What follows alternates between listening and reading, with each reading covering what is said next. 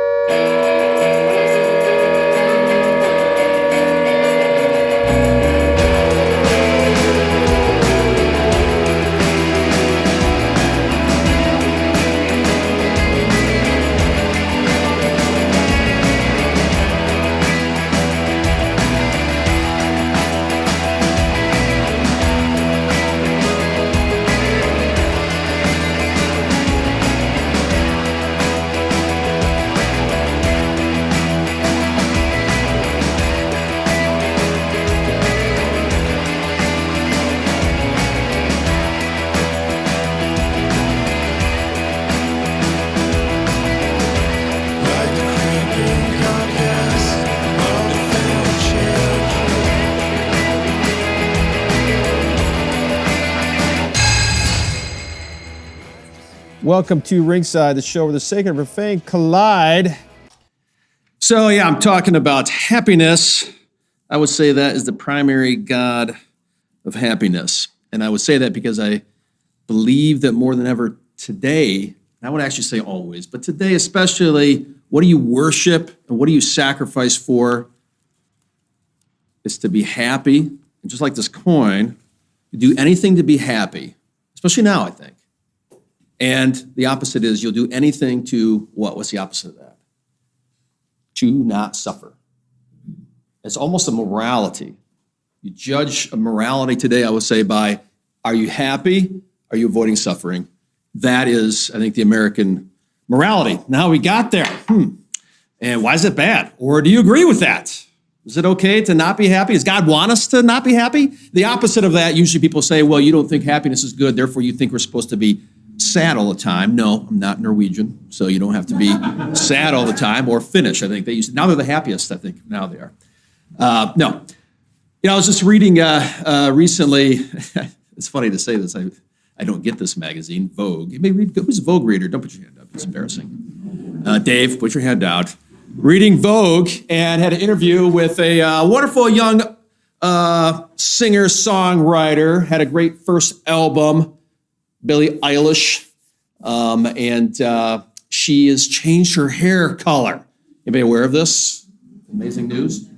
She's changed her hair color, and now she's becoming a more mature woman, et cetera, and she's on the cover of Vogue. It's actually very interesting, and she's a person that influences a lot of people. It's a worthwhile interview.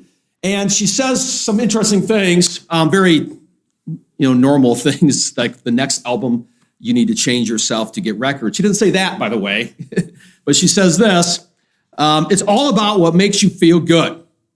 She's obsessed with, maybe people are judging her, right? Even though I don't think, no one's ever said anything, but it's all about what makes you feel good. If you want to get surgery, go get surgery. If you want to wear a dress that somebody thinks that you look too big wearing, because that's what she was doing, big clothing, screw it. If you feel like looking good, you look good. And the whole interview, she says this many times, right? She didn't say happiness, but I mean, it's just such a cliche, but if you feel good doing it, then do it, right? It reminds me of another woman, goes way back to Genesis, right? And Eve. The Bible is really the object of the Bible is a woman, like a good rock and roll song. It's about women. It truly is. It was just funny that it gets knocked down for being patriarchal, because it talks a lot about women as if God really loves his creation. And this woman, like Billy, doesn't say exactly the same thing, doesn't use profanity, but the devil shows her the fruit, and she sees it, and what does she say?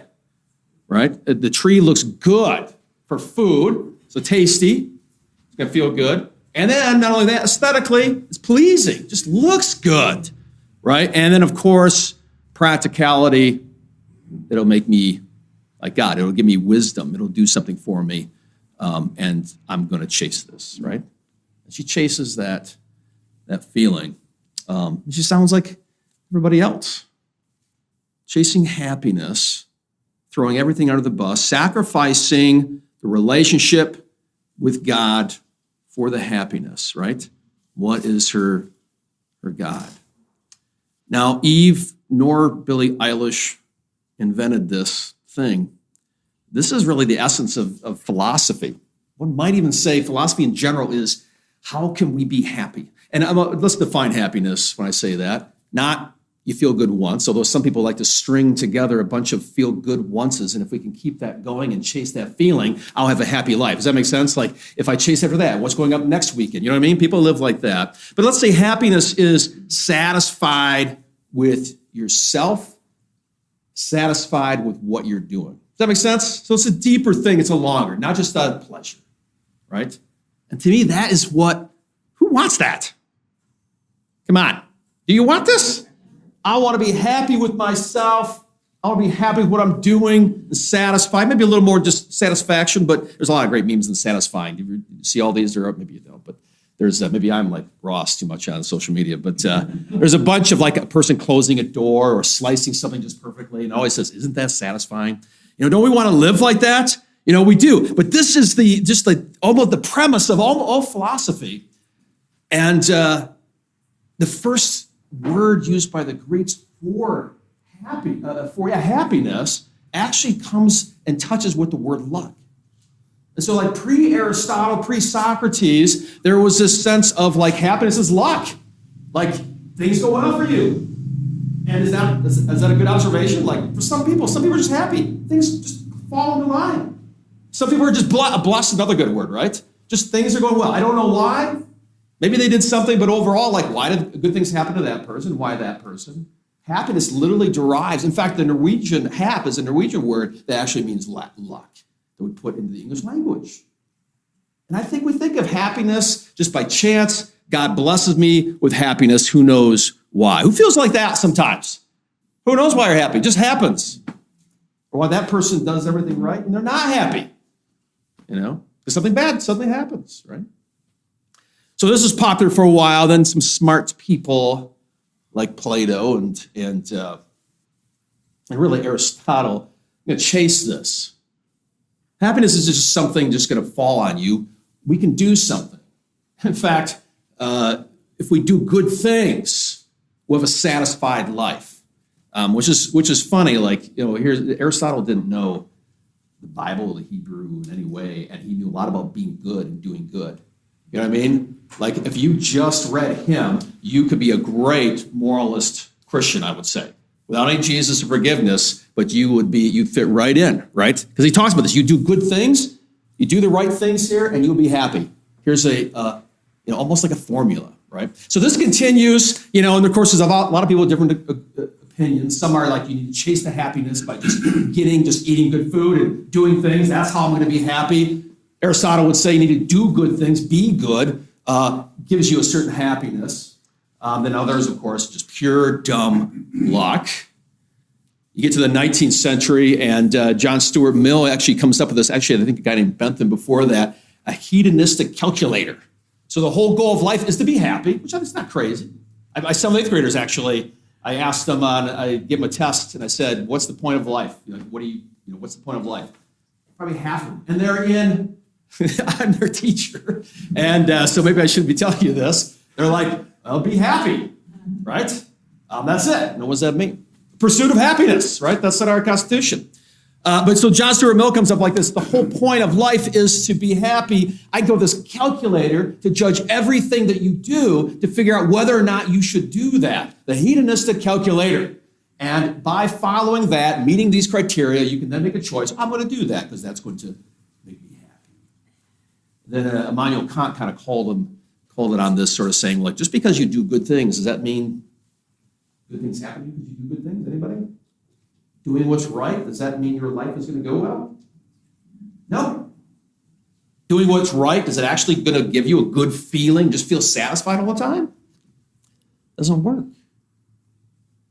And yet, increasingly, Western civilization has made that pursuit of happiness not just, thank God I'm happy, which is fine. It's fine to be happy, by the way. Don't feel guilty if you're happy. But that pursuit, that sounds like you're worshiping and sacrificing, pursuing. And it's funny to say the word pursuit of happiness. It's like it never ends. It keeps on going away as you're trying to grab it, right? And now today, I think more than ever, the God of do whatever by any means to be happy and satisfied and do whatever you need to do to avoid suffering drives a lot of things that we see today. I'm going to get two hot topics. I think it's very important for you to understand this when you're talking to people about these issues. Abortion. People that are okay with that, for that, pro-choice, are nice, kind, compassionate people. Why is that?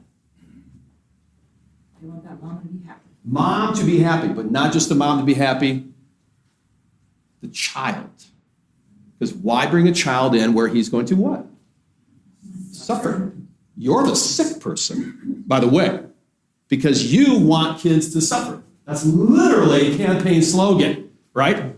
So so there the morality is there suffering? We have our own hedonistic calculator that we use today, right? And so therefore, but I think it's important because when you're having conversation, instead of thinking you're evil because you like to kill things, they're not even listening to you. It's not their fault, by the way, because you're not listening to them. They love that child. And it's better to be dead than to suffer or to not be happy. And I think that permeates a lot of things, right? Jack Kevorkian, the 90s, came up and really pushed assisted suicide. He was always saying he's being compassionate. Because why should you suffer, right? It's bad. It's a moralism. That's bad. That's wrong. Like God says that's bad. And happiness is good. And that should be the pursuit. You can keep on running this to a lot of the hot issues. Today, I wonder even like talking about the mask wearing, avoidance of suffering. Whatever you have to do, we will do it so nobody, dies or nobody has to suffer or whatever. It gets kind of confusing. It goes on and on. Now, the biggest thing, the reason why people can do this is you have to do this. If there is no future. So if there is no future, if there is no afterlife, I'm not even talking about Christianity. Because Aristotle, there's great virtuous people, but they had the sense of there was more. It drives them a little bit. When you don't have that at all, instead you are YOLO, right? Then, and if that's true, there is no afterlife, there's no resurrection, then indeed they're absolutely correct. Chase that happiness by any means necessary and avoid suffering. Because why? You're only going to be here so long. And because of that, now we can say, we can do crazy things like this. Because if there is no healing, and that's what the resurrection is, it's a healing. If that doesn't happen, if I will never be healed, and it's never going to be okay, then why suffer? Why bring that kid into the world? And I think what goes on into same sex, the same thing. People struggle with desire, right? We all do. If you think that this is it, be yourself. Chase that happiness. This is who you are. It makes you satisfied. Does that make sense?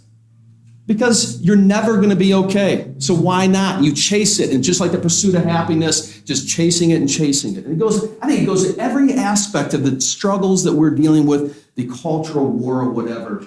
And we need to stop talking as if there's evil, right or wrong in that sense, though there is. But understand that people are suffering.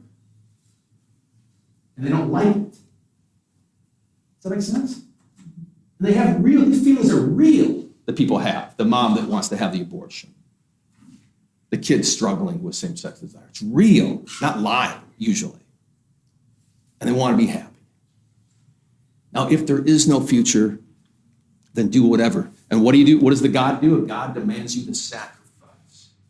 The God demands you to worship, right? And eats you up, right? And so you do anything to your body, to anything, chasing that happiness. It never happens. Now, there's another woman in the Bible from Eve. And it's a woman that I would say knows exactly what this feels like.